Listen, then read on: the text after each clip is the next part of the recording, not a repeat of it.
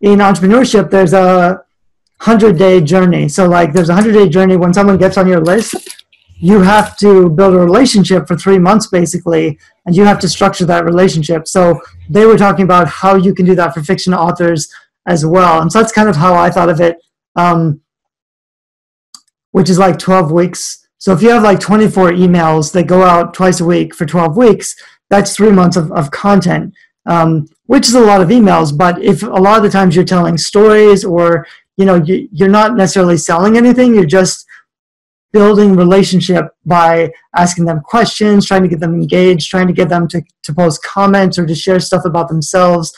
There's a lot of things you can be doing in an email list. It's not selling books. It's just you're trying to start a dialogue. You're just trying to get them to open your emails and respond to you. Like that's the challenge. If you can get them to respond to you and you start talking to them and you care about them as a person, then you're building a relationship, and then they'll be much more likely to support you or buy your books later. Of course, it completely depends on your actual books later. Like you can't, like your relationship isn't enough. Even if they love you, your books still have to be good, or else they're not going to buy your books. But if your books are pretty good and they love you, it's just going to be so much easier to get them to take action and help you promote the books. I can see your dog behind you. It's really cute.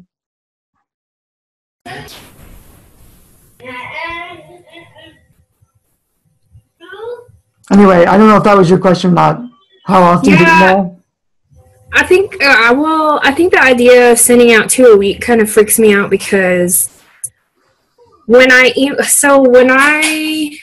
say I have a release month, like I'm releasing a book,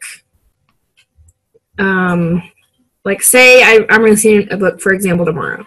I'm not really, but just for example. So in the process of preparing for that, I'm starting like to reach out to other authors for list swaps, and so I'm going to be sending their books out.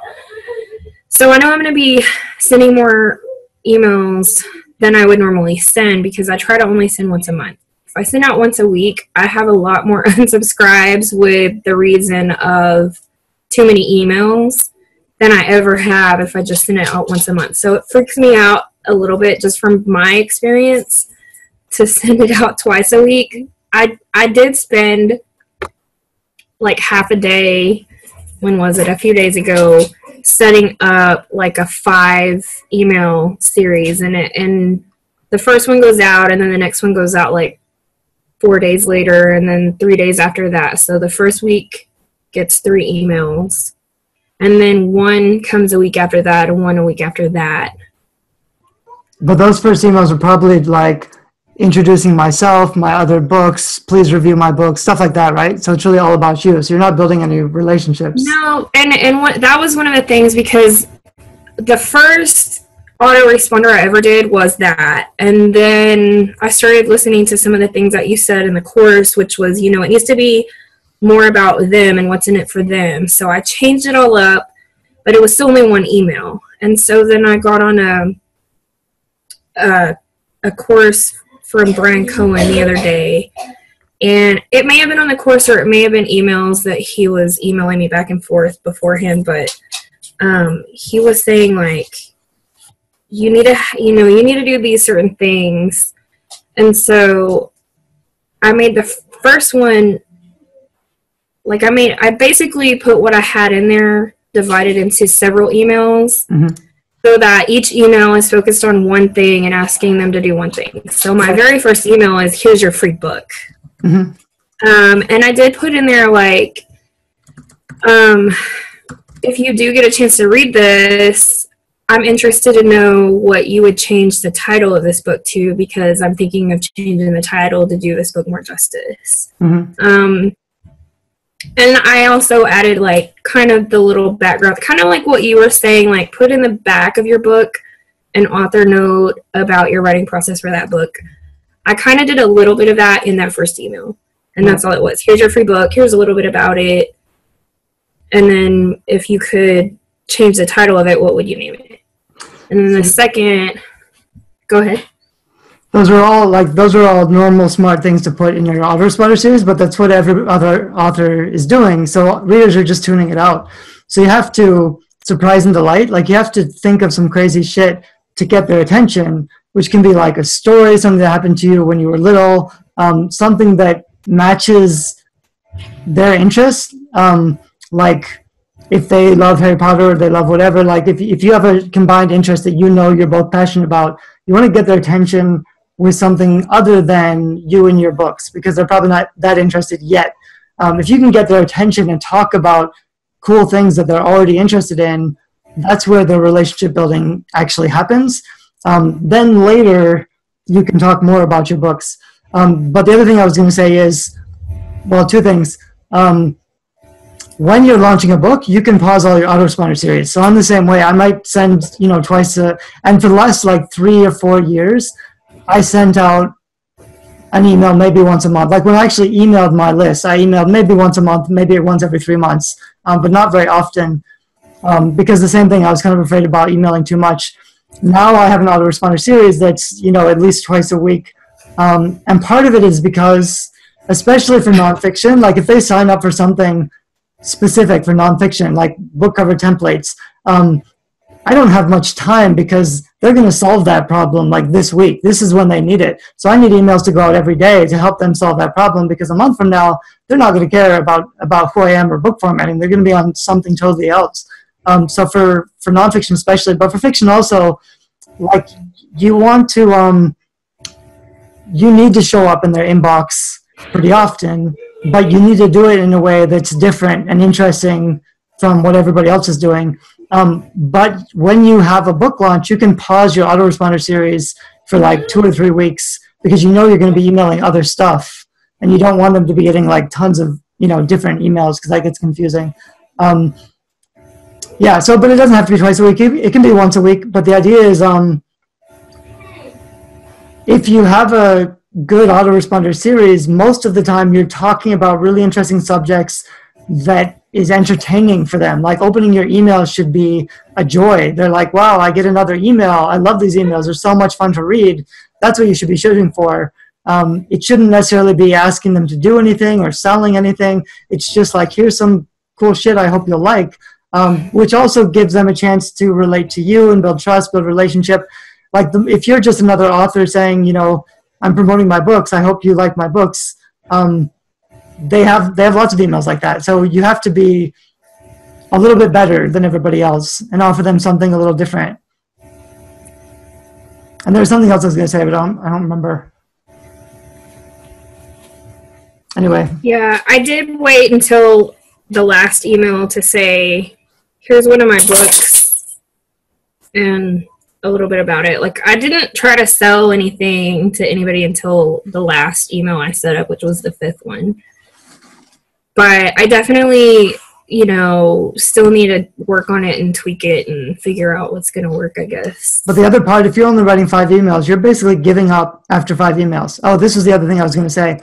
In marketing, they say you want people to unsubscribe. You need to keep emailing them until they unsubscribe, because then they're the wrong reader. So you need to be annoying enough to push away the people who don't give a shit, because you don't want them to just hang around, because you're paying for them. So if they hang around for 5 years and then never open your emails and never buy anything, those aren't good subscribers.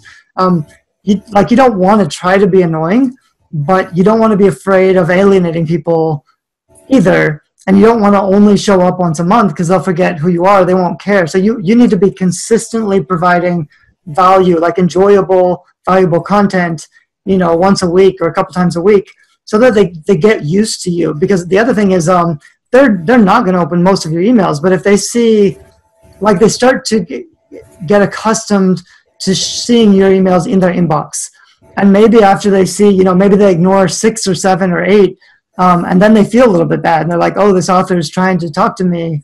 And there's ways to do this. Like there's re-engagement emails, so you can email something like, am I boring you, or are you tired of me yet, or something, just to try to get their attention back.